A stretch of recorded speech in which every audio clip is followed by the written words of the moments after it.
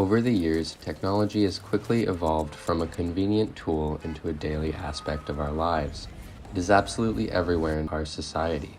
Unlimited knowledge now fits in your pocket, machines play a role in every corner of the economy, and the internet connects us to the rest of the world without having to take a step. A simple power outage can feel like a dumbfounding experience as to our overdependence on our tools. It would be hard to imagine our lives without technology. But what if the very thing that grants us so many freedoms can also be used to control us? George Orwell's 1984 provides an alarming insight as to how technology can be used to maintain control over society by limiting freedoms and privacy. Obeying a figure of authority is a pre-conventional action in our morality. An example of this would be a child obeying their mother or listening to the authority of a police officer. We need figures of authority to maintain peace with the looming threat of being punished for our actions. In 1984, surveillance devices called telescreens are located everywhere to prevent citizens from having even a moment of privacy. You had to live, did live, from habit that became instinct, in the assumption that every sound you made was overheard, and, except in darkness, every moment scrutinized. Living your life without a moment of privacy makes it impossible to be disobedient, especially under the threat of harsh consequences. Winston lives his life watching every step to make sure the screens don't pick up even the smallest sight of his internal rebellion. When everyone is monitored at all times, rebellion can never become strong enough. The citizens of Oceania live under constant fear of authority, which influences all of their decisions. We've established that a figure of authority can influence decisions, but to what extent is this true? Following the aftermath of World War II, a university psychologist named Stanley Milgram had the same question and wanted to see just how far people can be pushed in an environment designed for them to conform.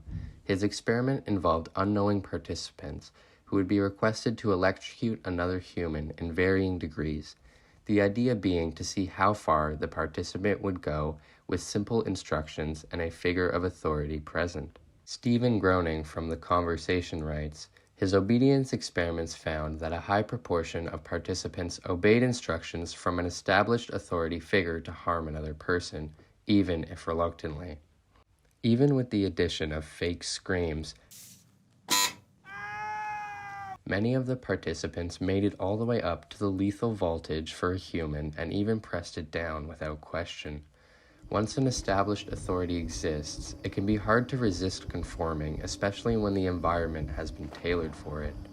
When authority has absolute power to punish those they choose, the only thing keeping them from true totalitarianism is the use of technology. Orwell's 1984 is a prediction of a society where this has been realized. Big Brother embodies the figure of authority, and with the use of technology, can shape society however the party chooses without any threat of rebellion. We know that 1984 is a warning against a totalitarian future ruled by propaganda, technology, and absolute power. More and more today, we are seeing technological encroachments of human rights. If Orwell's warning really has come true, then how do the totalitarian uses of technology in 1984 reflect our world today? Evan Gross, a technology consultant, says, technology can improve or undermine democracy, depending on how it's used and who controls it. Right now, it is controlled by too few. Any government can and will violate human rights in the interest of power.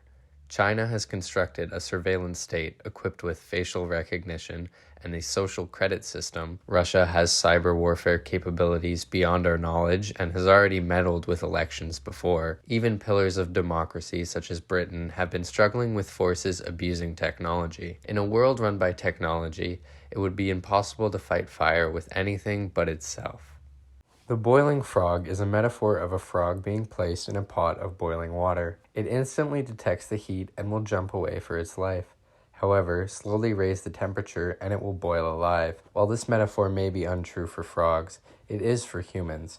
As a society, we are perfectly content with basking in the boiling heat and, unlike the frog, won't jump out before it's too late. If the government suddenly declared zero privacy and violated human rights, a democratic state would erupt.